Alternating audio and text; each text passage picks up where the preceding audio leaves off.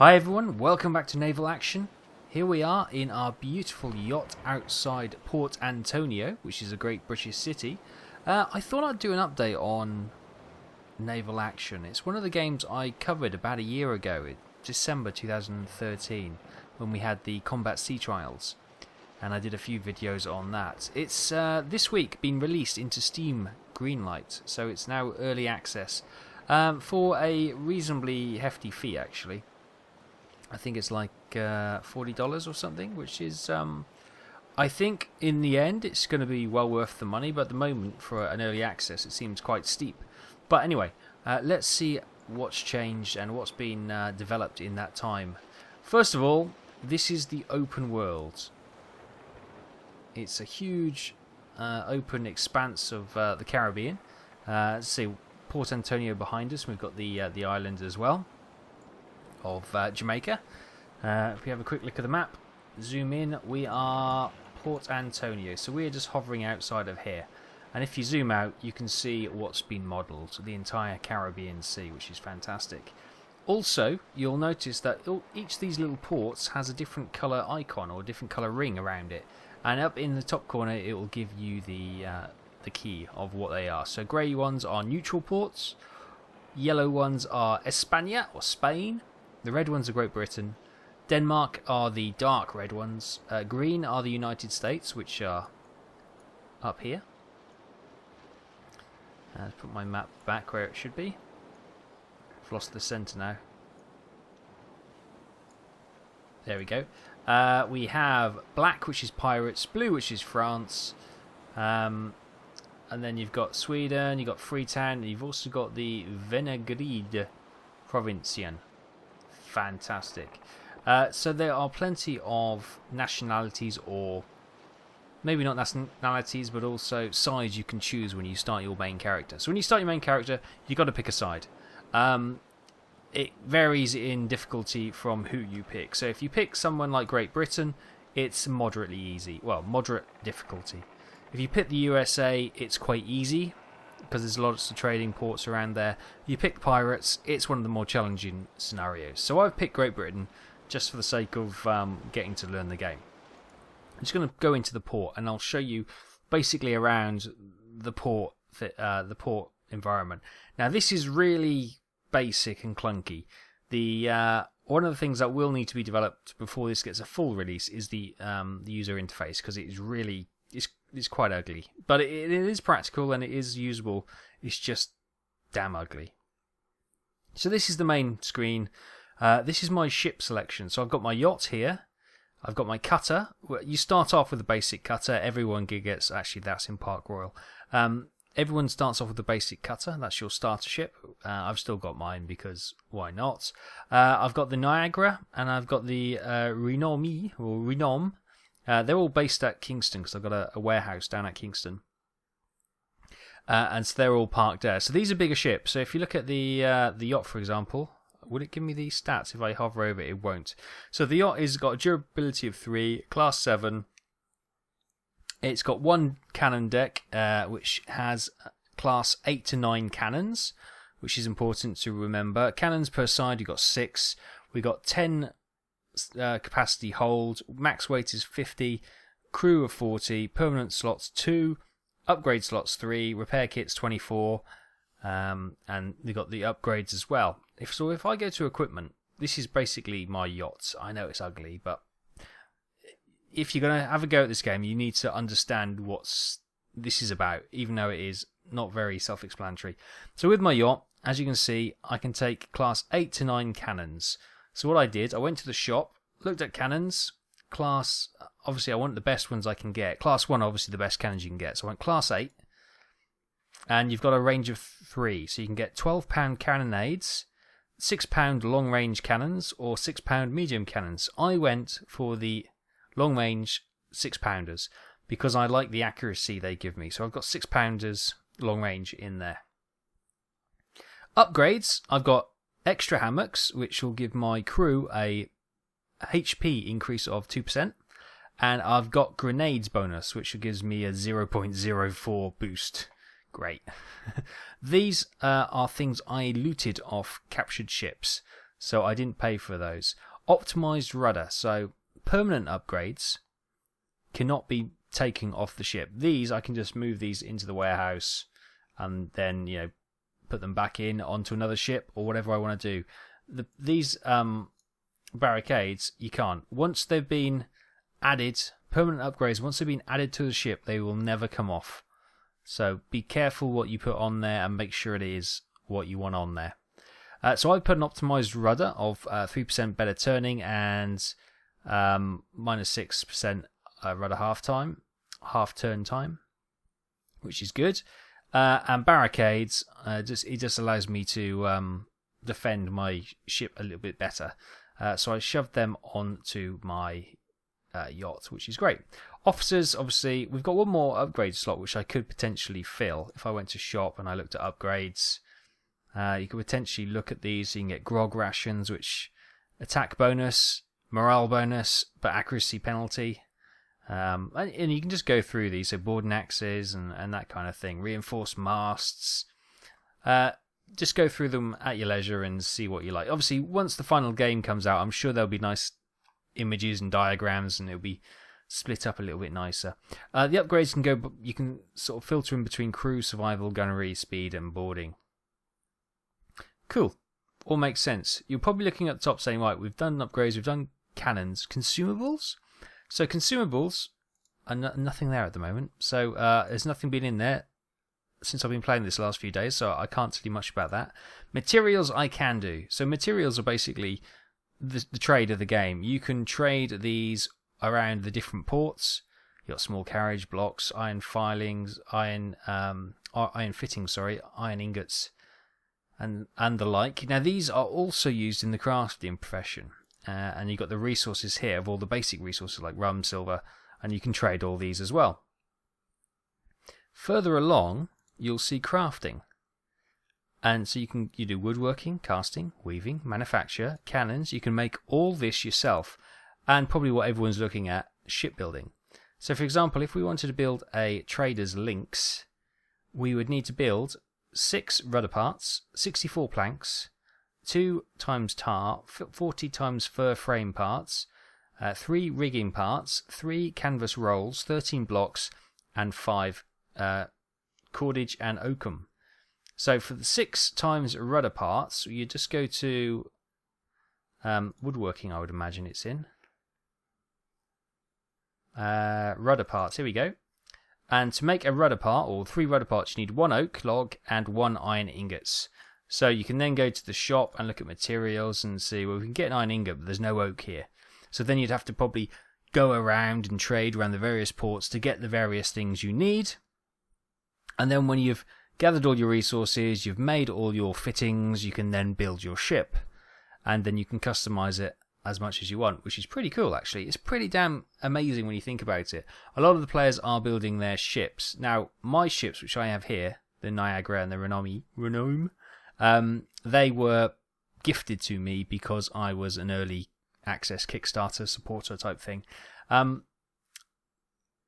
There's no point in me actually using these ships at the moment because they're too big for my skill level. I don't have the crew to really optimize my gameplay with them. So when I'm playing with them, I don't have the crew. So reloading the guns takes forever. Changing sails takes forever, and it's just not efficient. So I'm sticking to my yacht until I sort of skill up a little bit more. Ideally, I would like a snow or navy brig would be quite nice actually. 130 crew. Now that's a bit too much for me really. A snow would be ideal, I think, but there's no snows available to buy. Rubbish. So shop we've done. Fleet. You can hire 5 more ships. You can take 2 more ships out to your fleet. So you can build yourself a little fleet as well, which is pretty cool. Conquest is not currently available in player versus environment, which is what I'm doing. But your player will carry over to the PvP servers if you want to go on the PvP servers. Then you can raid and capture forts and towns and turn them over to your nation's side or your side's flag, shall we say. The only thing I haven't talked about is missions. So you can jump into small battles, large battles, or you can do the Admiralty Orders. So the Admiralty can basically ask you to hunt and destroy. So we'll take an ensign one, just for the sake of ease. You can take up to 3 missions, but we'll just take one, because I don't want to do all of them. We'll take our yacht. We have all the repair kits I need, so let's set sail out of Port Antonio.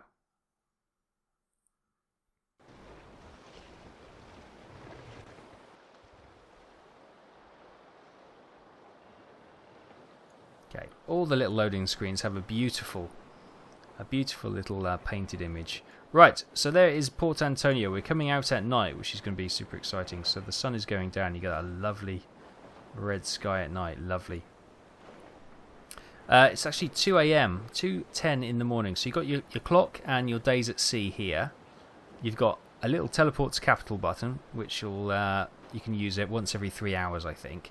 And here is your ship status. So if you click on that, you can look at the forward, the back, the left, the right armor status.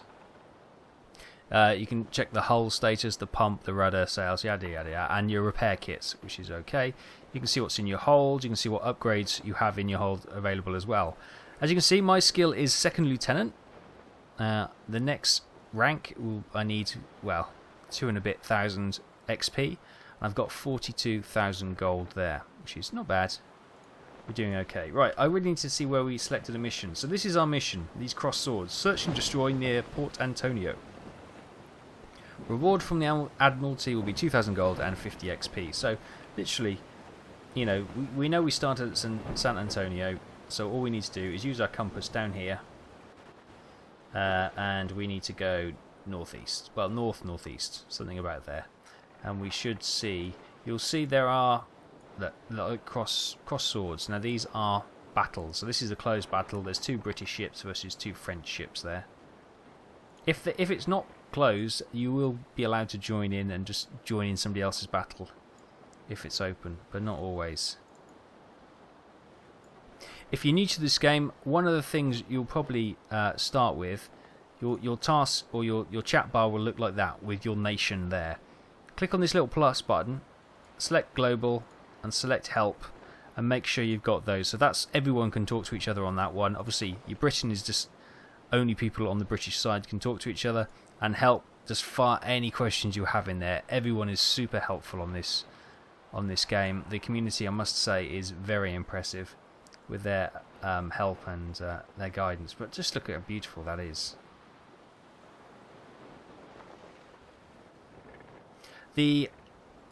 This aspect of the game, which is the open world travel, is speeded along. So we're actually at battle sails now, so I can actually go full sails and actually move a lot quicker. It's accelerated, so time's accelerated. Obviously the speed of the ship seems accelerated because of that, but it's just allowing you to get around the Caribbean seas a little bit quicker. Now we've got one right in the far distance. Now that's a battle going on, and I like how they don't hold your hand with like floating, you know, green dotted lines or anything to your location. You actually have to navigate using your compass, and a map. And you know what? I like that. I like that. There's far too much hand holding in games today. The sun's coming up. Obviously, slightly accelerated time. Gorgeous. And let's have a look at the yacht actually. So, as you can see, 6 guns per side. These are my... can I zoom right in? Yeah, here we go. So these are my 6-pound long-range cannons.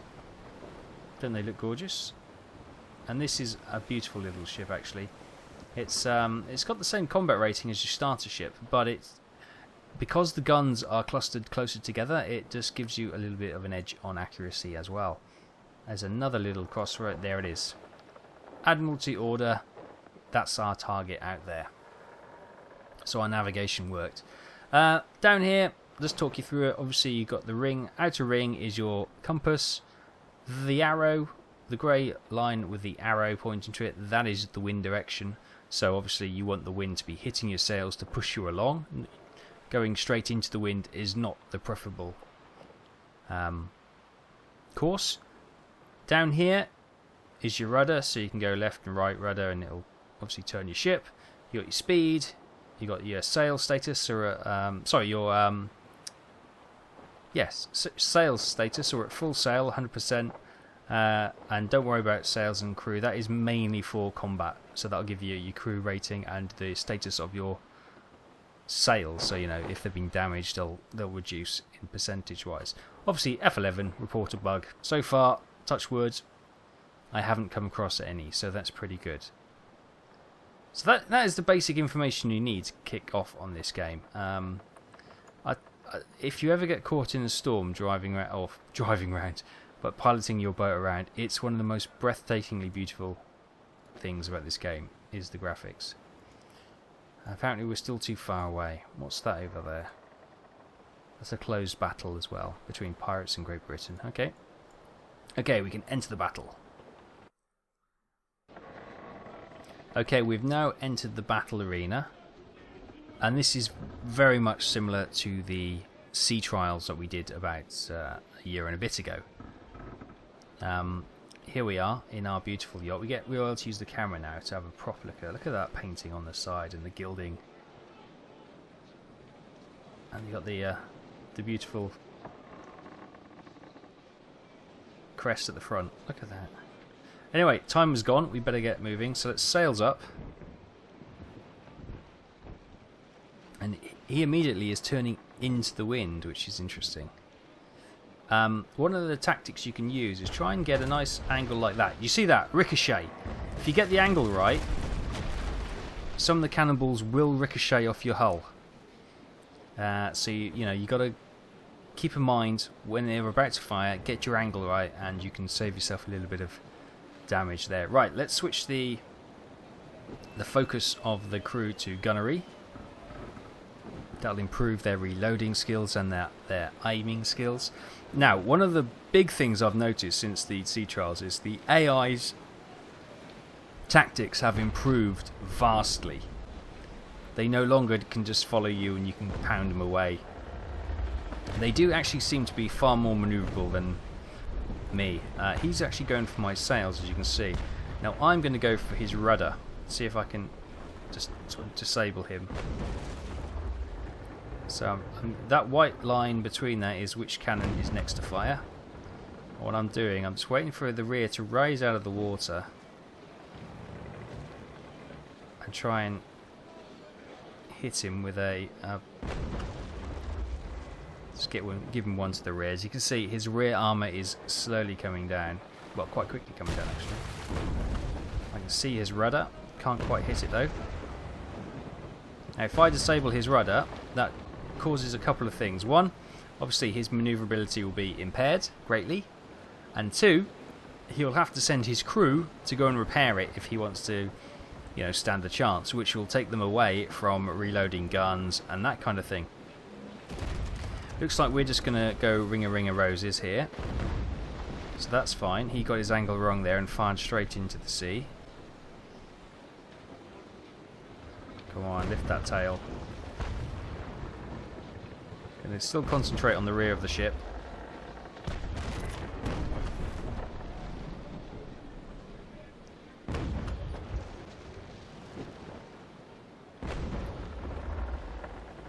It's been a long time since I've done these small ships. Obviously, if you remember from the sea trials, I had my big Victory class ship, and slow, but it was an absolute behemoth of a ship. It just three rows of guns. It would just obliterate a ship like this, but it was very slow moving, and now it's all about trying to stay on the tail of a ship.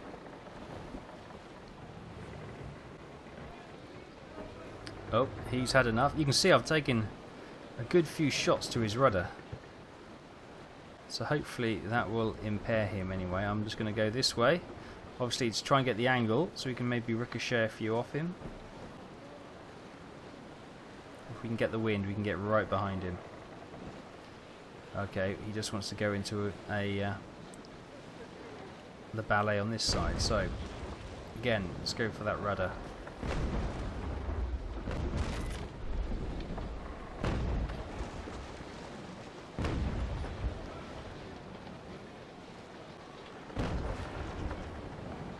Oh, hit a cannon then. You saw the spark when I when I hit a cannon. Now, what else is new is that ships can now catch fire, which is quite an impressive thing if you get it right. Ships will catch fire. And when it comes to the cannons, not much has changed. So you know, you can load your guns up with different types of ammunition. I have access to cannonballs, grape shots, and chain shots.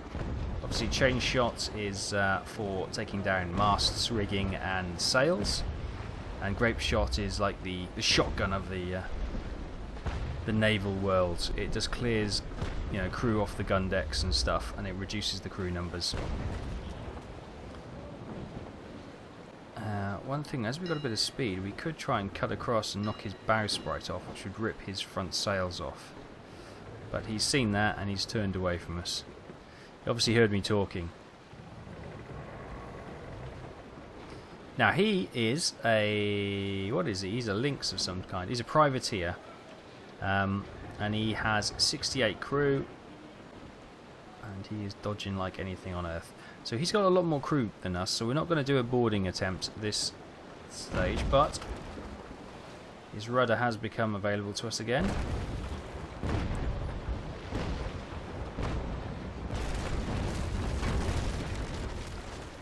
Okay, we'll take a bit of damage in, and our rudder... how did he hit our rudder? Okay, fine. He hit our rudder from there. How his rudder hasn't been disabled yet, I do not know. I've put so many good shots on there. I guess I've just been hitting the top of it.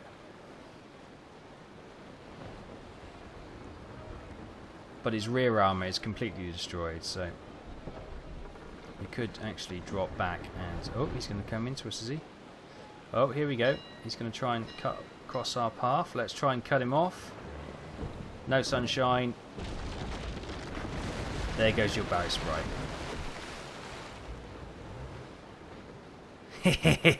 So that's reduced his sails by 18%, so his speed will be impacted by that. It's made him angry. He did actually give us a bit of a red leak, which is a bad leak. Now if we can fire below the waterline as the ship is slightly raised.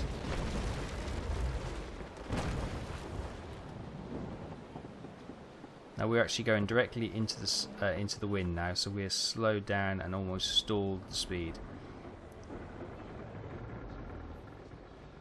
So we'll just keep the ship turning. It's normally you can turn into the wind to do a sharp turn through it, but you normally have to try and keep a little bit of speed to get the momentum to push you through it. Now he's kind of stalled out. As you see, those holes now are kind of right on the waterline, so he should be leaking. Now what we could do, I've got, let's fire these. And now I'm going to load some grape shot, because if we're going to stay like this, we might as well clear his crew down and see if we can't capture this ship. If you capture a ship, you can obviously keep it. Ow! Okay, he's not quite as defenseless as I thought. If you capture a ship, you can obviously keep it and use it, repair it if you so wish, or you can sell it. And you can make a little bit of money as well. Now our crew has stopped reloading, because if you see in the top left hand corner just below my ship indicator and the hull and everything, you can see we've got reload shock, which means that cannon burst he just gave us has kind of shell shocked the crew, and they're not actually loading or performing very well.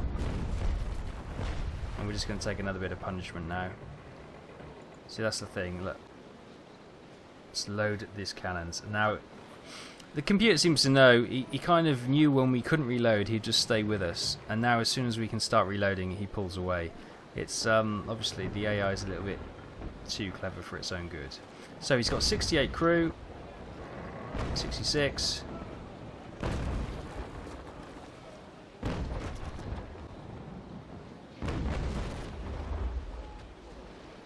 65. That didn't clear him down as much as I hoped, actually. I thought we'd have a lot bigger reduction in crew numbers. Now that could be because my aiming was off, but well, it probably was because my aiming was off. Do you know what? I'm just going to abandon that. I don't want that privateer anyway.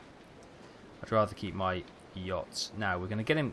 Now the fact that he's just turned left is fantastic, because the left side of my ship, or the starboard side of my ship, has actually got more armour, so that's good. So he's going to attack the stronger belt of my ship, which is good.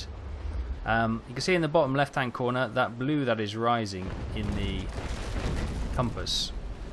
That is water level, which obviously from the leaks we sustained. Just give him a blast. And we'll slow down a bit, because he's now going to try and tack right and turn on to our side. But if we actually keep this way, I want to keep this side of the ship to him. Although we will take a burst of gunfire.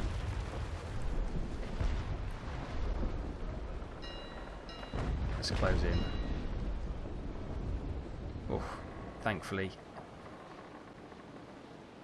he's not very good at close range. Because he's been damaged, you can see the wind is pushing his ship, so his guns are more elevated than he wanted them to be. Oh, I can get right under him and just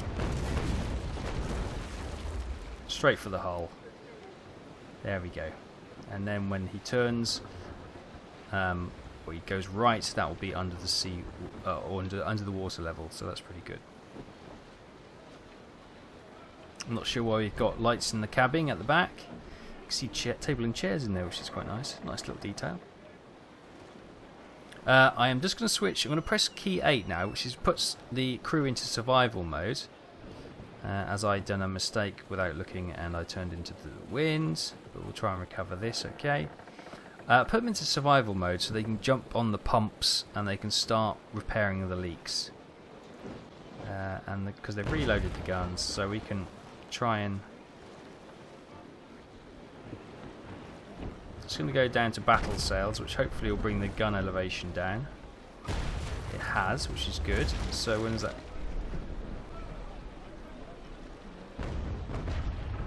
Hang on, wait for the guns to come down. We've got to wait for the waves now, which is the frustrating thing. Now. Yep, you got to wait for the waves, otherwise that can knock your aim off.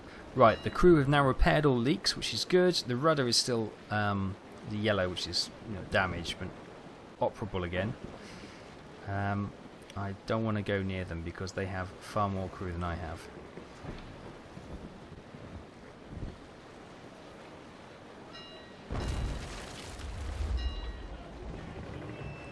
Right, switch them back to gunnery. One. Oh, they're prepared for bullet. They're trying to board me now, which is not good. Which is not good at all. I'll put my crew into boarding. Oh, I managed to break free. I've broken free. Thank goodness for that. So they started to grapple me, and now I'm breaking free. I put my crew into boarding mode just in case they were to. But we seem to have managed to break out of that, which was pretty good. That was a bit nerve-wracking. They've got almost 30 more men than me, and we wouldn't have survived very long at all. Right, we're going back to gunnery, and we'll keep a bit of distance. Wow, that would have killed me.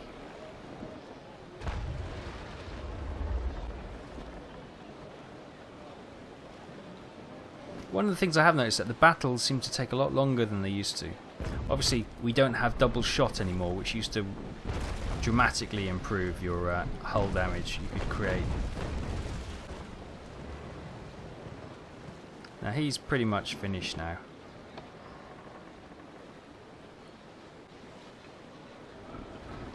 We'll follow in.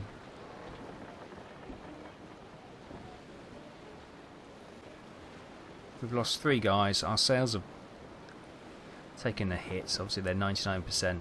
The hull's taken a bit of a pounding, but it's still okay. Nothing to worry about. We've still got a little bit on either side. And the front armour is still okay. Taking a few shots there. Look at that. Wow. Beautiful paintwork just destroyed on my lovely ship. Okay, he wants to do that, which is fine. Rolling backwards with fire. Right into the back of his ship. Cool. But we'll turn into him because he wants to get his angle on us and hopefully try and angle the bow to try and ricochet a few balls. We're a bit close for ricochets, but you never know. It didn't work out quite so well. But we can now turn on and use the other cannons. And we'll fire.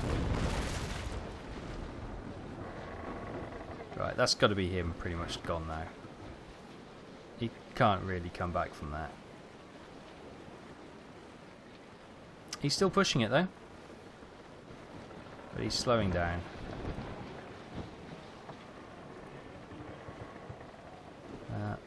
Again, we're going into the wind, so we're trying to keep the momentum on the turn. There we go. A bit more sail. Try and get the angle so we maybe get a ricochet. Yep, ricochet. Yes. Nice. So that's the kind of tactic you can use to get the ricochets. So you can try and spare yourself a little bit of damage. Try and get the guns down and there. Right, his hull is pretty much wrecked now. It's just hope and good vibes keeping him up, I think. Because he's pretty much... is he? Yeah, leaking doesn't seem to be modelled as much on the AI ships, I've noticed. You could actually physically see them sinking down in the combat trials, but you don't see that much these days. I don't know if it's because we're back down to smaller ships, and by the time the water starts coming in, they're pretty much had it. But yeah, he still wants to play. He is getting lower in the water because you can see his shots are just going straight into the sea now. I was saying that, so am I. Ah, he's gone. He's a goner. Well, he certainly took a lot more punishment than I thought he would, because he did a good job on us. So we'll just come in now. Yeah, he's going down. We'll launch boats to pick up survivors. But there we go. One pirate sent to Davy Jones. The sea is a little bit safer. Fantastic. Right, we can just leave the battle now, as we have beaten them. We have obviously the Ensign Order. We received 2,000 gold and 50 XP from the Admiralty. On top of that, we also get 53 XP from the combat and 2,640 gold from the ship as well. Nothing. If you were to get an upgrade from the loot, it would appear here, and you could just then drag it into your hold or into your upgrades to use that at a later date. If you had the vessel, it would be down here, and you just, as it says there, you just right click on a captured vessel and you could send it to the Admiralty, send it to your home base, or whatever you want to do with it. So that's that, which is pretty cool. As I say, I think what scares people away the most is the interface. It's so damn ugly at the moment. It can be a little bit daunting to try and start off in this game, but it's really worth it. There's a lot to learn, but especially when it comes to the combat, to try and get the combat right, you need to learn a lot when against the various different ships as well. It's a steep learning curve, but very rewarding when you get it right.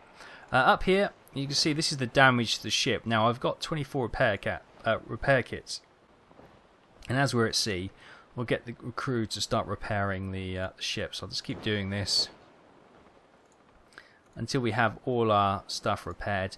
Now, on the starter ships, the repair kits are free. When you start buying or crafting larger ships to use, the starter kits are paid for. So they will cost you hard gold. So bear that in mind. You can't keep repairing your ship easily without any penalty beyond your starter ship.